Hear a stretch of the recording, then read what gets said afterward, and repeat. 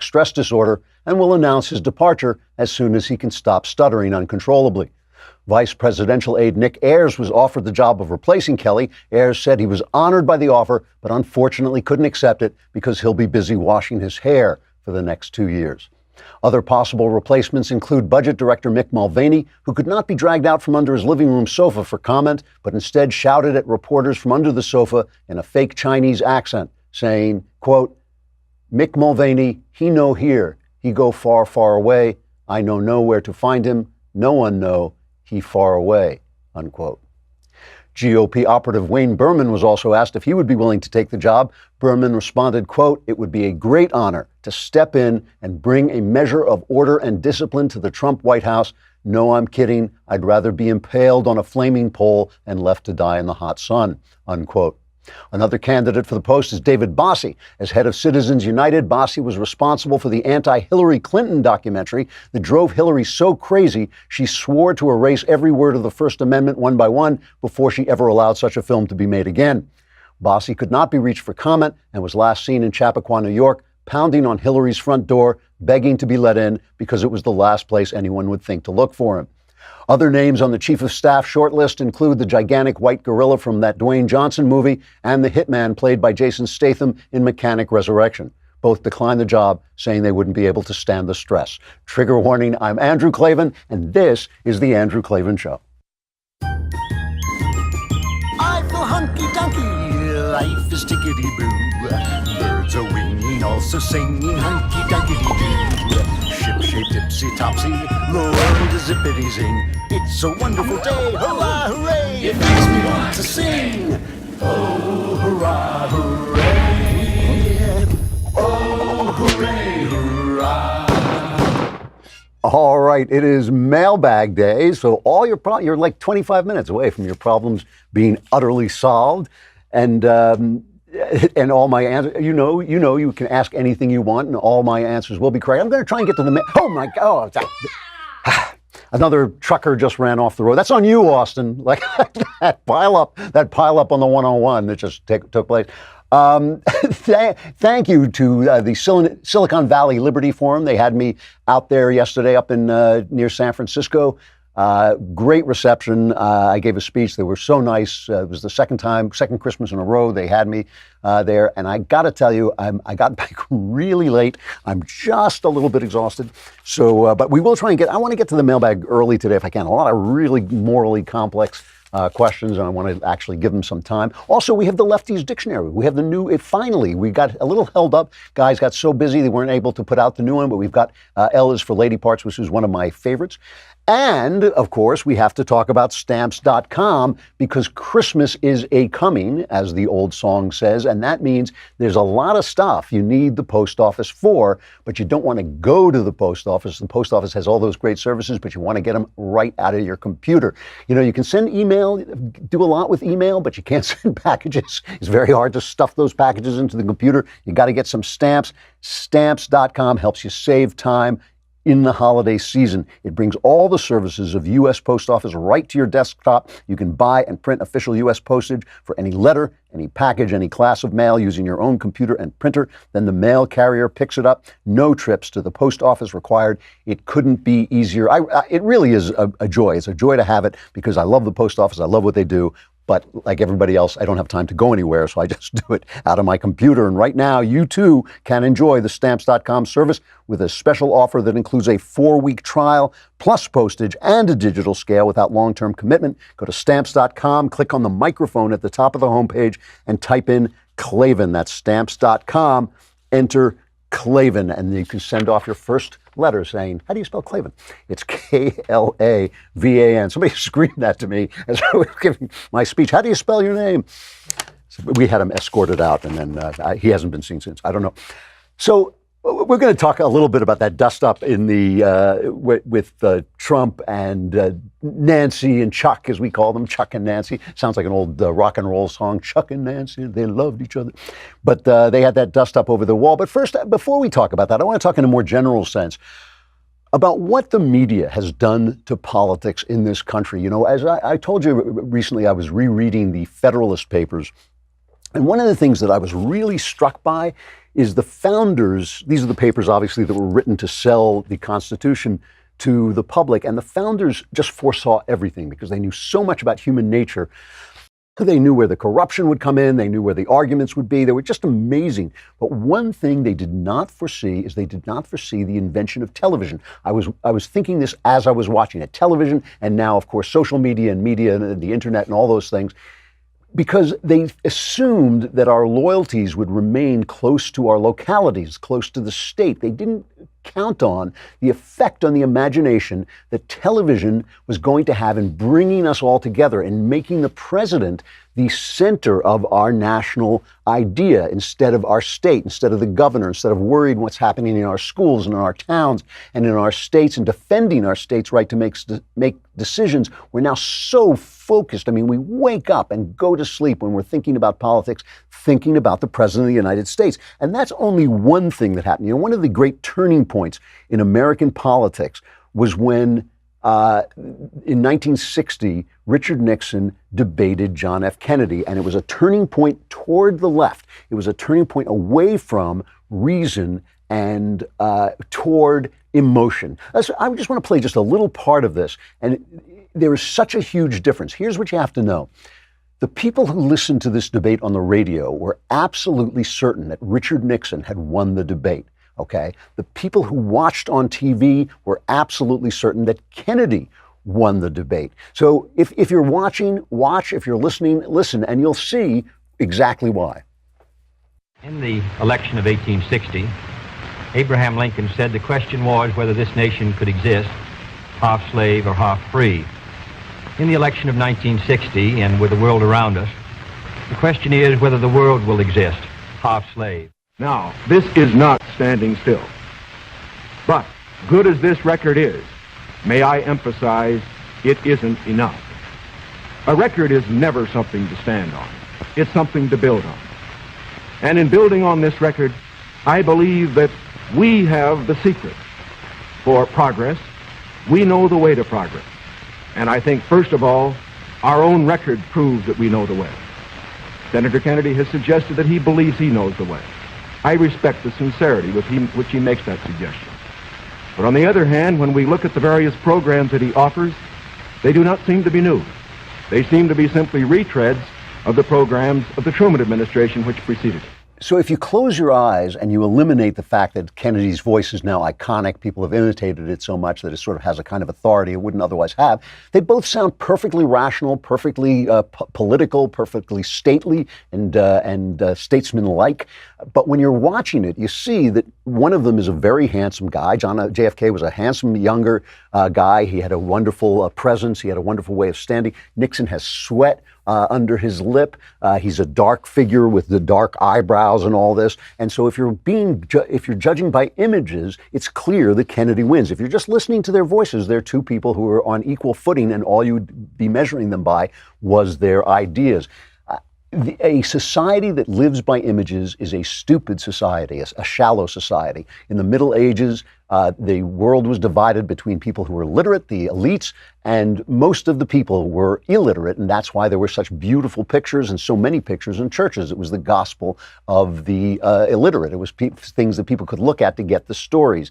People who live by images live a shallow and emotional life. People who live by words live a life that could be, at least, governed by thought and reason. So obviously we know that I think this is a cliche, but I think it's also true that leftism is an emotional appeal. It's an appeal to the emotions, whereas the right-wingers sometimes are too reasonable and too logic-based, but they are more reasonable and logic-based, so they're going to be more involved with words. The minute things became televised, the left took a distinct advantage. The minute things became about images.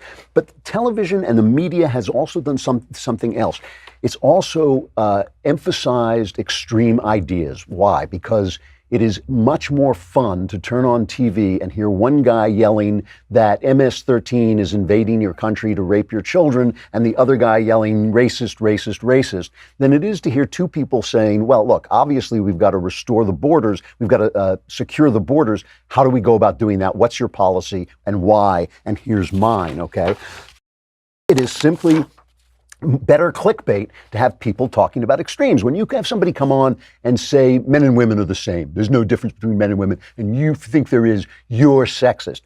That makes you outraged. You're going to watch something that makes you outraged. You're not going to watch if people start to talk about in rational terms the scientific information which increasingly shows that there are deep and abiding differences between men and women, and here is what they are. But of course, even though there are deep abiding differences between two classes of people, they may not affect you as an individual. All that stuff is nuanced and shaded, and it just doesn't work on television. Television imagery is stupid. It is shallow. It's affecting and it is moving, but it gets to your heart very easily. The images go right to your heart. Words have to work their way there through your mind. And that is the change that the media has wrought. We are living in a society where we are being taught to be illiterate and to judge things on the way they look. But one thing that you can't judge on the way it looks is Robinhood, because Robinhood is actually good stuff. It's an investing app.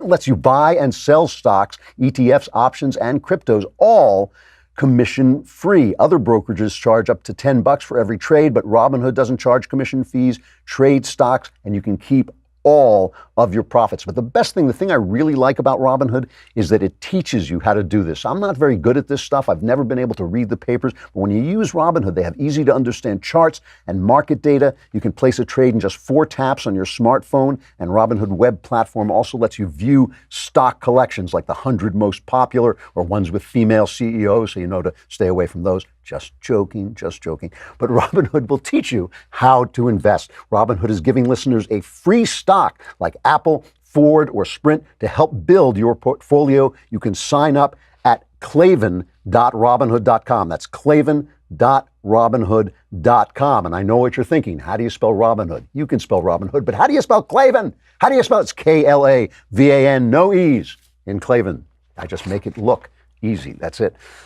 Let's take a look.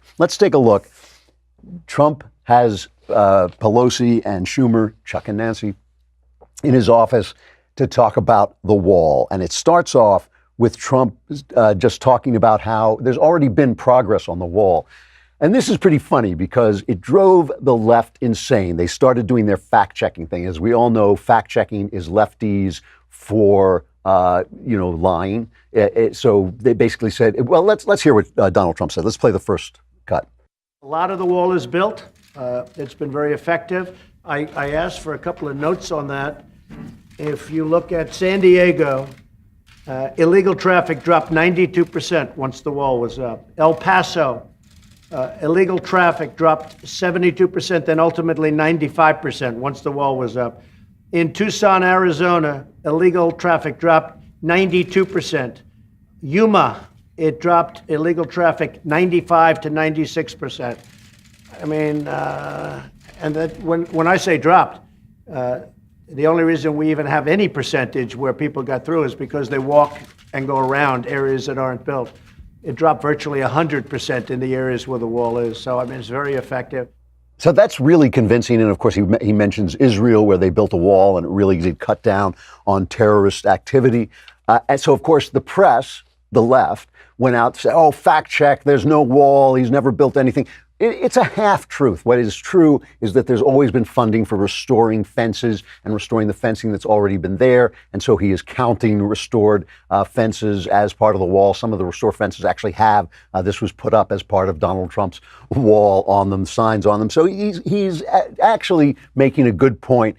Trump and Pelosi realizing that they look bad. I mean, here's the thing about this. Most people want the border to be secure. It is only the government that can't get its act in order, right? I think a lot of people, again, one of the things that the media does to us is it convinces us that absolutism is a political strategy. It's not. In politics, you always have to compromise. There are going to be compromises in any kind of border package. And so the far right or even the right is going to be angry. The left is going to be angry. People are going to pound their fists on their palm and say, oh, they've sold us out. That's how politics works. There's got to be compromise. So Trump actually sounded a bipartisan note talking about the criminal reform bill that's been going forward in a bipartisan way, but it quickly devolves into a fight, a positioning fight. And Pelosi is no slouch at this. She knows what she's doing, even though she's kind of a goofball at this point. She's gotten kind of old and flippy, but she still knows what she's doing. Listen to what she does here in Cut 2. I think the American people recognize that we must keep government open, that a shutdown is not worth anything, and that you should not have a Trump shutdown. You have the White House, did you say Trump? shutdown. You have the White House, gonna go on. you have the Senate, you have the House of Representatives, you have the votes. You should pass it No, we right don't have now. the votes, Nancy, because in the Senate, we need 60 No, votes. no, but in the House. And we don't you have. could bring it up right now. Yeah, but I today. can't, excuse me, but I can't get it passed in the House if it's not going to pass in the Senate. I don't want to waste time. Well, the fact is, you can get it started that way. The And- House, we could get passed very easily. Okay, and we then do. do it. Then But do the it. problem is the Senate, because we need 10 Democrats to vote, No, and no, that's they not won't the vote. point. If there are no votes in the House, a majority of votes for a wall, no matter where you start. Exactly right. You don't have If I needed the votes for the wall in the House, I would have them in one session, Well, then would go be do done. it. Go do it. It doesn't help because we need 10 Democrats in No, the don't Senate. put it on the Senate. Put it on. course. Put it on the negotiation. Okay, let me ask you this, and we're doing this in a very friendly manner. It doesn't help for me to take a vote in the House where I will win easily with the Republicans. not win. It doesn't help to take that vote because I'm not going to get the vote Don't put of it the on Senate. I need Mr. 10 President. senators. That's Mr. the problem. President, Are you not entertained? Are you not entertained? I think they should play that after all this debate. So, yeah, you had to admire, first of all, the guy who represented America, and if you were watching the images, of course, is Mensch, Mike Pence, the vice president, who looks like, please get me out of here, I'm dying. It's like, he just has this look on his face, like, I'm now a dead person, so please, God, take me away from... I thought the rapture was going to hit Pence because he was just like the hollow-eyed boredom on his face. But it actually is entertaining to watch them screaming at each other. What are they screaming at each other? Well, first, Pelosi, I love this, the way Pelosi said it. He's talking about shutting down the government if he doesn't get funding for the wall. And Pelosi said, well, we don't want a Trump shutdown. And so Trump immediately gets that. I mean, Nancy Pelosi knows just what she's doing. She's positioning Trump to be the guy who shuts down the government. And Trump says, oh, did you say a Trump shutdown? He heard it right away. They're both playing to the camera. Are either of them looking to get it to enhance border security? I mean, look, I think Trump would enhance border security, but they've had bills being debated in the House for a long time that would have given him a lot more money. Now they're talking about $5 billion for the wall. If there's a shutdown, they're going to compromise even on that. It's not enough. And before, there was more money in another package, but they can't settle. They can't compromise. They can't do anything. And there's not a lot of motivation for them to do it because it's a good issue for them both. They can both play to their base for this. So what you are watching is pure TV. You are not watching people trying to solve this. It was entertaining. The part with Schumer was even hilarious because Schumer is not very good at this. I mean, Pelosi is a real snake, so she's pretty good at it, but Schumer's not so much. Let's take a look at him. The Washington Post today gave you a whole lot of Pinocchios because they say you constantly misstate how much the wall is built, how much of the wall is built, and how much is there. But that's not the point here. We have a disagreement about the wall, Washington whether Post. it's effective or whatever. Not on border security, but on the wall. We do not want to shut down the government. You have called 20 times to shut down the government. You say, I want to shut down the government. We don't. We want to come to an agreement. If we can't come to an agreement, we have solutions that will pass the House and Senate right now and will not shut down the government, and that's what we're urging you to do. Not threaten to shut down the government, You don't because you, wanna let me shut just down the finish, government, because Chuck. you can't get The your last way. time you shut it down, you got Yeah, let me killed. say something, Mr. President. You just say, my way or we'll shut down the government. We have a proposal that Democrats and Republicans will support to do a CR that will not shut down the government. We urge you to take And it. if it's not good border security, I It won't is take it. very good border And if it's not security. good border That's what security, border I won't security take it. You're a mean, mad white man. So Schumer is genuinely ticked off because Trump is saying it's the Senate that's holding things up. But finally, they just want to bail. I mean, at this point, they just want to bail. Let's play the last cut because that's where it all devolves into fun. When you look at these numbers, of the effectiveness of our border security. And when you look at the job that we're doing You with just our said it is military, effective. Can I tell you something? Yeah, you just said it's Without effective. a wall, these are only areas where you have the walls. We wanna do Where this- you have walls, Chuck, it's effective. We- Where you don't have Wait a walls, sec. it Let's is not call a halt effective. to this. Yeah. Let's call a halt to this. We've come in here as the first branch of government, Article 1, the legislative branch. We're coming in good faith to negotiate with you about how we can keep the government Open. We're going to keep it open if we have border security. If we don't have border security, Chuck, I'm with you. we're not going to keep it I'm open. with you. We are going to have border security. And it's the same board, you're bragging about what has been done. By us. We want to do the same thing we did last year, this year. That's our proposal. If it's good then, it's good now, and it won't shut down the government. Chuck, we can build a But that's much it. bigger Let's- section let's with debate, more money. Let's debate in private. He's bailing out. He is bailing. Are you not entertained? He is bailing out because he knows that this was all about positioning for a shutdown, a possible shutdown of the government. What kind of argument is our offer is to do what we did before? Nobody's happy with what's happening now. We've got a caravans invading the country, running over the border, children getting separated when people get arrested. That's what Chuck Schumer is offering. So who won? You know, you walk out of this thing, and of course, the left, Dumb and Dumber over on CNN, Don Lemon and Chris Cuomo were saying, "Oh, Nancy Pelosi, she's so wonderful," and that's what you expect from the left. And on the right, everybody's saying, "Oh, Trump crushed them." I think the giveaway was this. I heard that Trump was angry. I don't know how good the sources are on that, but Pelosi said, according to the Daily News, Pelosi said of Trump, it's like a manhood thing for him, as if manhood could ever be associated with him. I was trying to be the mom. I can't explain it to you. It was so wild. It goes to show you, you get into a tinkle contest with a skunk, you get tinkle all over you. That to me is a loser statement. That to me, when you go for somebody's manhood, I mean, what if Trump had come out and said, "Oh, that screaming hysterical woman Pelosi, it's a hysterical woman thing. Not that I want to associate Pelosi with being a woman." What if he had said that? I mean, obviously you would have thought Trump was being disgusting. Pelosi was being disgusting. That's a sign that she lost the argument. The problem is though, it was all TV. It was all TV. Did that bring us any closer to getting this kind of security we need? I don't think so. Trump is good at this. He's better at this than they are.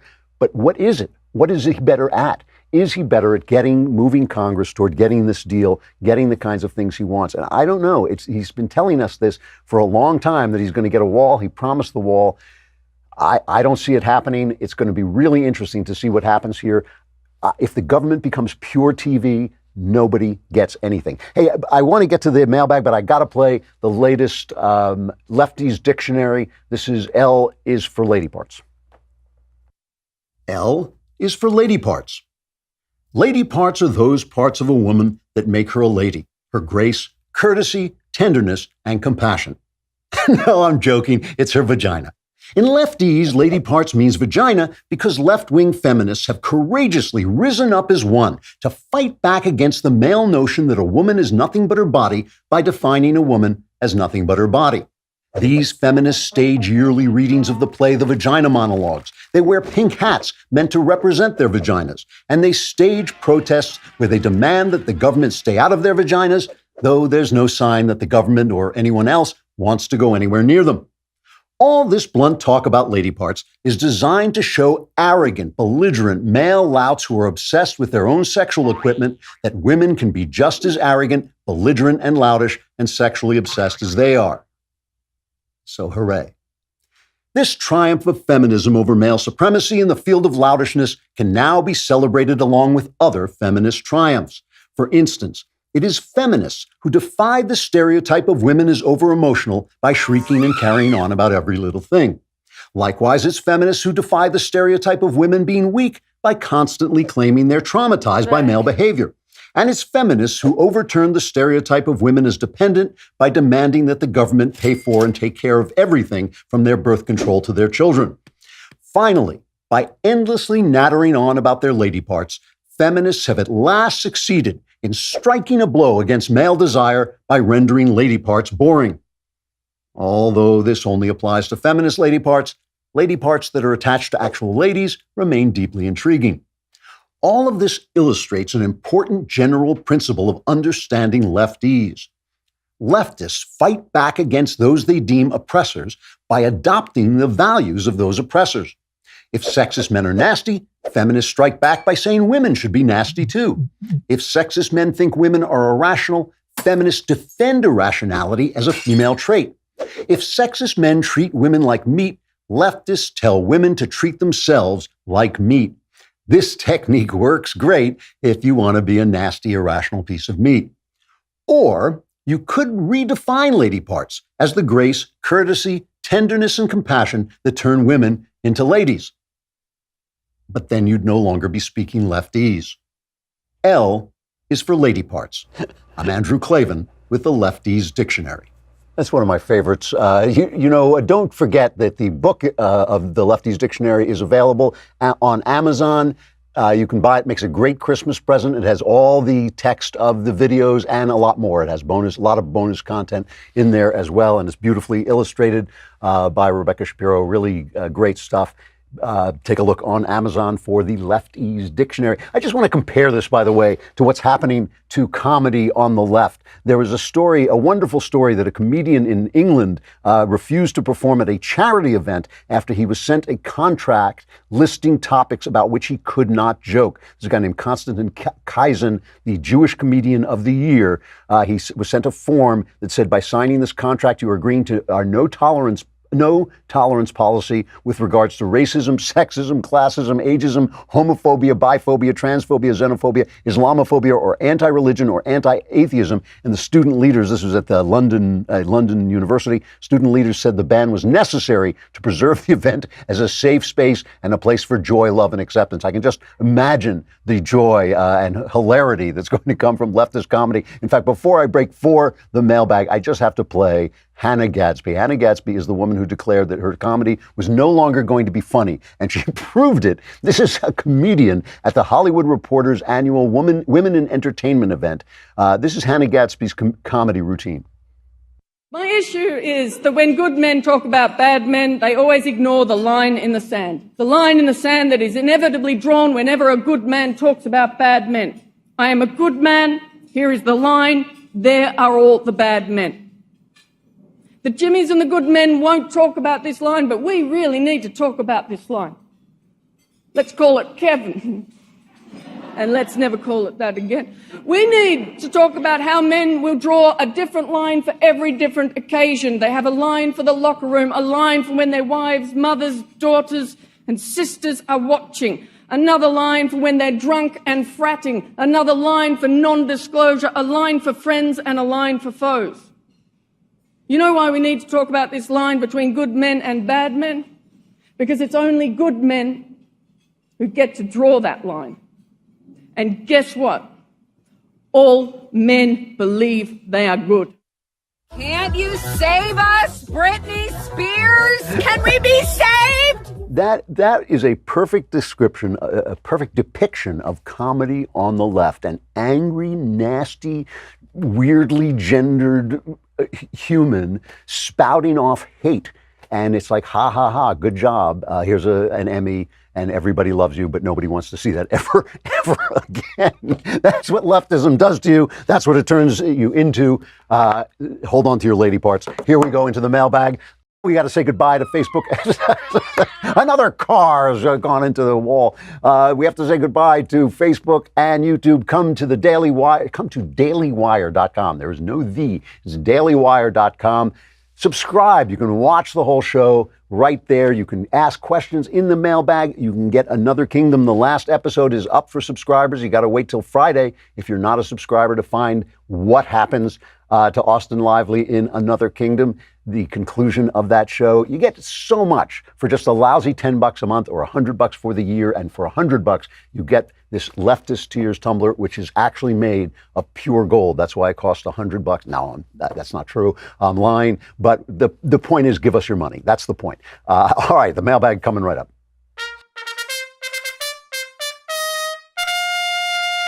All right, mailbag. This is like mass murder, Austin. We're just like picking people off the freeway. Well, this one starts with a name, but I'm gonna leave the name out of this one just for safety's sake. It is a lady. It says, "Dear Lord Clavin, love your show. I listen every day and especially enjoy laughing my bum off at your opening monologues. Here's the situation. My husband and I are both Christians and have been married for nearly 18 years. He is charming, extremely bright, funny, loving, and abusive. He attacked me several times when we were dating and first married, but then not again for about 15 years until a recent attack that left my face, neck, and arm bruised. The verbal and emotional abuse has been throughout the marriage, but lessened in frequency and intensity again until this last year. I have made it very clear that I think he has an abusive pattern he needs to address, and I will leave if he physically attacks me. My husband feels terrible that anything is done and has hurt me.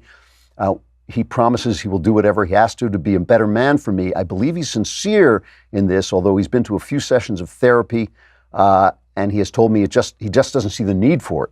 He understands what he needs to change and thinks he has a handle on it. That being said, he continues to defend himself when I call attention to controlling, manipulative, or coercive behaviors. As a matter of fact, he doesn't just defend himself, he blames me, telling me that I am narrowing the field of acceptable behaviors from him. He has to walk on eggshells. I am no longer as accepting and available as I used to be, and on it goes. I've been praying incessantly, going to therapy, and struggling immensely with what I need to do. I feel hurt and betrayed by my husband. I feel so sad and disappointed with myself for allowing the abuse to go on as long as it has. I'm wondering if it's time to leave, but feel incredibly guilty as a Christian, and that my husband is going to be so hurt if I do. Any words of wisdom are much appreciated." So I read a lot of this letter. I sometimes just read a bit, but I wanted to read a lot of it because I want to address it at length. I think it's an important letter, and I get a lot like it. First, let me address the Christian part of this. Your God, who is King of the universe, did not create you, his daughter, to be beaten. That is not why he made you. That is not his purpose for you. He made you to be loved and to love and to create and to make homes and to make a world for yourself and for others. He did not make you to be a punching bag. That is not a Christian marriage. The whole point of Christian marriage is it means a man and a woman become one flesh. Your husband, when he hits you and even when he abuses you, is not treating you as his own flesh. He is not treating you as as if you're in a marriage, a Christian marriage. While I want to be clear that I am deeply, deeply opposed to divorce, especially where children are involved. I do believe that opposition is trumped by what they call the 3 A's: abuse, adultery, and addiction. And addiction takes people's souls away and ends the marriage in that way. Adultery, of course, if you make a slip, that's something each couple has to deal with on their own. But if adultery is a constant factor in a marriage, it's not a real marriage anyway. And the same thing is true here. If you're being beaten, you are not in a marriage. Now, this is the thing, and I have to try and say this as clearly as I can. There are 2 aspects to this. If you want to talk about the moral aspect, your husband is to blame. He is at fault. He is hitting somebody who is smaller than him. He may think or feel that he can't control himself, but that's nonsense. He's not hitting a cop. He's not hitting his boss at work. He's hitting you because he can. And so he can control himself. He does control himself when he's talking to a 6'4" cop. He just doesn't control himself when he's talking to a 5'1" woman. So he is completely in the wrong in terms of the morality of it. But let's think past the morality for just a minute and just think about a practical, realistic description. Abuse in a marriage is like an engine. It's like a machine. And the abused person is part of that machine. That doesn't mean you're to blame. I'm not blaming the victim. But it's like a satanic engine. Like the devil loves to build these machines where even the victim becomes part of that machine. You see this in racism. I've talked about this before. White people are cruel and exclusionary to blacks. Blacks get so angry that they begin talking about whites in racist terms. You hear it on TV. Oh, here's a white woman is voted this way. White men, the problem is white men. The devil doesn't care. The devil doesn't care who the racists are. He doesn't care. He's happy. He's happy as long as we're hating each other on racial bounds. The devil is drinking champagne, right? It's an engine. It's a machine. And once you're caught up in the machine, once you accept the logic of the machine, you become part of the machine. In the machine of marital abuse, it goes in this cycle. Just like machines have gears, it goes in this cycle. He's lovely. He's charming. He loses his temper, he hurts you, then he's so nice because he feels so bad and it'll never happen again. And oh my God, he's crying, he feels so bad for him. And then the cycle just starts up again. And you become part of that machine by expecting it to change, by thinking this time he's going to be different. And worst of all, and this is truly satanic, you start to feel that you deserve it, that you have some control over it. Like, what am I doing? That if I could just do this better, he wouldn't lose his temper. If I could just be nicer to him, he wouldn't hurt me. And that's all part of the machine. The machine is taking over the machine. The marriage is becoming the machine. I think that you have got to get out. I mean, I think if you are in a marriage where a guy has repeatedly hit you, and not just some kind of accidental event where he is completely, constantly wearing you down and tearing you down, that is not a marriage, and you have to go. You can't, I don't know if you don't mention whether you have children. You cannot allow children to experience their mom getting beaten up, and even to have them experience their mom being constantly abused and demeaned is not a good thing for the children. It's a terrible, terrible thing for the children.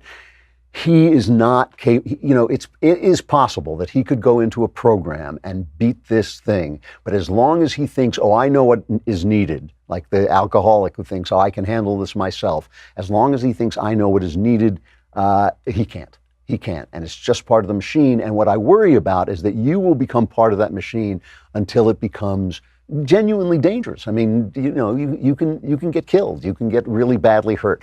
I think you've got to break this. I think you got to go. I think you got to go. That's my personal opinion. I think you got to go because I don't think he's in any way breaking this machine, and you have become part of the system. I'm not blaming you. You're not culpable. It's not your fault, but you have become part of this engine that is bigger than the both of you, and you need to basically dislodge yourself. You shouldn't be a piece of that equipment. Sorry to say that. I'm terribly, terribly sorry it's happening. I think you can tell what my feelings are about this in my voice, but I think I can't reach out and solve the problem. I wish I could. From Nino, hey Andrew, I hope you're doing well. As an aspiring writer, I found new hope to pursue writing as a conservative thanks to you, suggesting that conservatives should write books, make movies.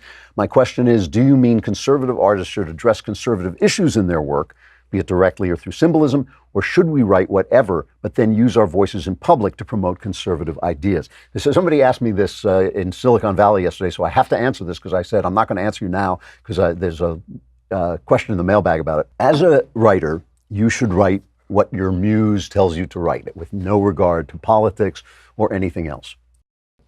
That's important. It really is. You don't have to write political stuff. I mean, a lot of the stuff I write, a lot of the stories I tell aren't necessarily political at all. And you're not even obligated to speak up as a conservative. I mean, I think you can trust that whatever your values are, whatever your worldview is, it will shape the stories that you tell. However, having said that, that's what I think. I don't think it's necessary to speak up. I really don't. I think it's necessary that conservatives write the stories that come to them, that their muse sends to them. You are inspired to write certain kinds of stories, write those stories. They may be fantasy, mystery, love stories. They may be any kind of stories. Write that story and don't let politics get in the way. What I do think is this, however. I think that the culture is so filled with left-wing assumptions that you might want to question those assumptions from time to time. You might want to ask yourself, is there a story you're not telling because you don't want to violate those assumptions? Are you accepting assumptions about men and women, assumptions about good and bad that come from the culture, that come from the left? Breaking out of that thought bubble, out of that river of thought that carries us all the way is very, very difficult. And it's worth taking some time and energy outside of your writing life to do that. I mean, I frequently talk about stories that never get told. The story of the businessman who brings jobs to a community fighting off the evil environmentalists. They told that story. I'll tell you where they told that story in Ghostbusters, the original Ghostbusters. But are you willing to tell that story now? The story of the woman who finds that her life has been wasted working, and what she wants is the fulfillment of a family and to build a home for people. Would you tell that story? The story of a government guy who comes and destroys your life with regulations. All I'm saying is, you should only tell the stories that your muse sends to you. But are there stories that your muse would send to you if you freed yourself from leftist assumptions? So that's the only thing I would add to that. I do not think that art is a political endeavor. I think that art is a spiritual, basically. I think that's a better description of it. It's a spiritual endeavor. Follow the spirit, follow your muse, follow the stories you want to tell. You don't have to speak up politically. You don't have to do anything about that. All I think is that you should be who you are and write the stories you want to tell and face the music, which means facing the censorship and hostility that you're going to receive from Hollywood and the publishing world, and maybe have to find other ways to get your work out there. From Brandy, dear wise men of the Daily Wire, Klavan, what can I say? I absolutely love you. I've been listening to your podcast since early 2016. I'm almost done with The Great Good Thing. It's properly marked up with lots of notes and insights. That's for those of you who are just joining. That's my memoir of my conversion to Christianity. Just the other day, I realized that the article I've had my 12th grade students read that makes the Bush-Batman comparison and sparks a great conversation about tolerance was written by none other than you. Anyway, today is my 40th birthday. There is so much in my life I thought I'd have by this point that just hasn't worked out. I've had a barrage of almost there relationships and my share of heartbreak and setbacks, but I try to stay positive and move forward with faith. Any words you could give me on staying optimistic through the next 40? There's so much more I could say here, but if I don't send this in now, I'm afraid you won't answer. Thank you for all the awesomeness you put into the world and for wielding your talents for the good. Well, thank you for all the kind words.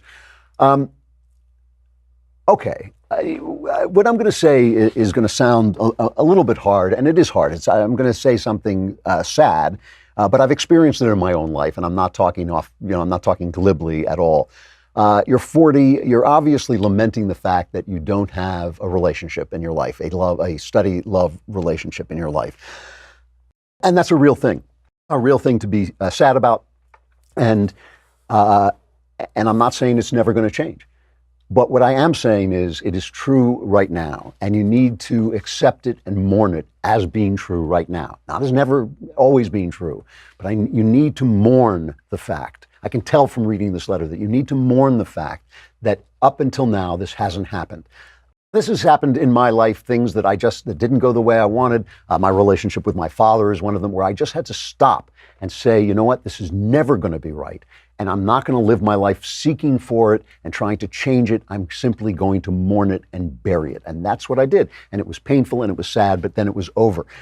Once you've mourned it, you go about building a life that is beautiful as it is. That is how we all lose things in life. We all take hits in life. What's that great line from Rocky? It's not how hard you hit, it's how hard you can get hit and keep on moving forward. That is actually good wisdom from Rocky, our friend Rocky Balboa.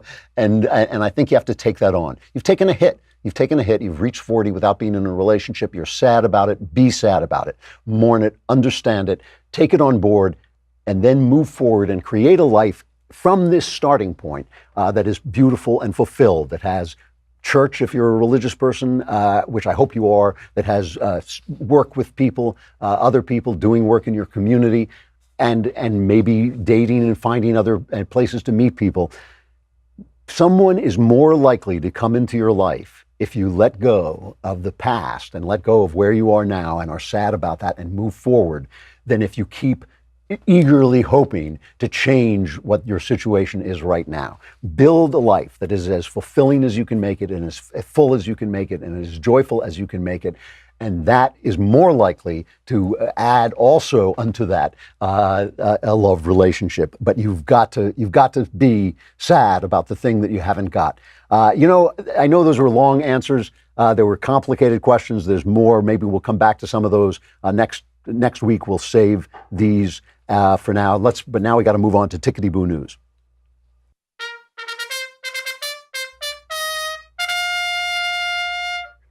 It looked backwards to me. Was that? No, maybe not. I don't know. There was an article in the Federalist by Chad Felix Green that said the stigma against my conservative politics is worse than the stigma of being gay. And he talks about how people always told him not to be so gay and he felt he couldn't talk out loud, and how now the left is censoring and censorious, and he feels the same way. And he says, just as I did not choose to be gay, I did not choose to be conservative. My political evolution happened over time as I came to realize that I value truth and reason over narrative and emotion. I became an outspoken voice on the right because I felt I had no other choice than to speak up and shout the truth despite overwhelming pressure from the media. The left has become empowered to actively stamp out our voices. Not just that, but they feel fully justified in doing so. But just as I realized at 16 with my sexuality, I embrace today with my political worldview, I can no more deny what I know to be objective truth than I could deny my feelings about my own sexuality then.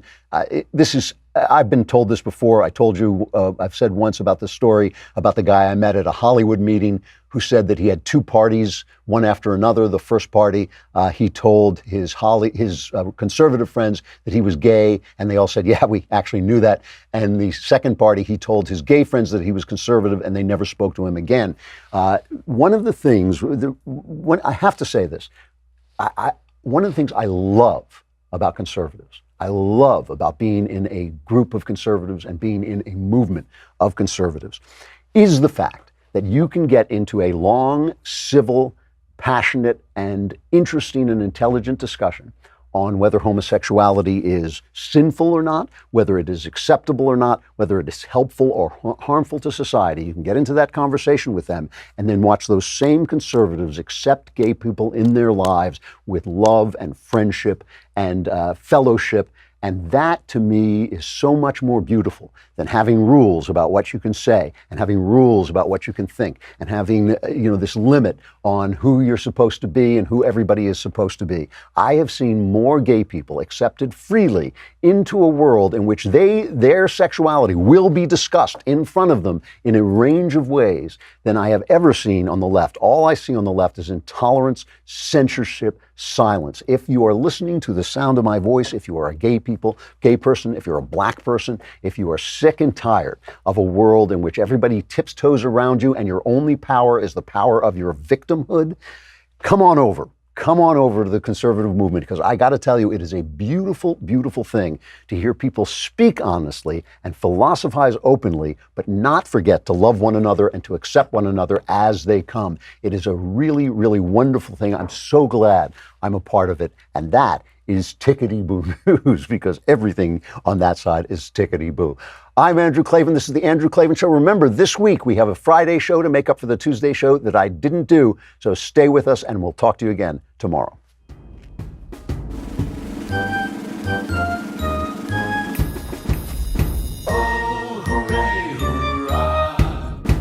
The Andrew Klavan Show is produced by Robert Sterling. Executive producer, Jeremy Boring. Senior producer, Jonathan Hay. Our supervising producer is Mathis Glover. Technical producer, Austin Stevens. Edited by Alex Zingaro. Audio is mixed by Mike Cormina. Hair and makeup is by Jesua Alvera. And our animations are by Cynthia Angulo and Jacob Jackson. The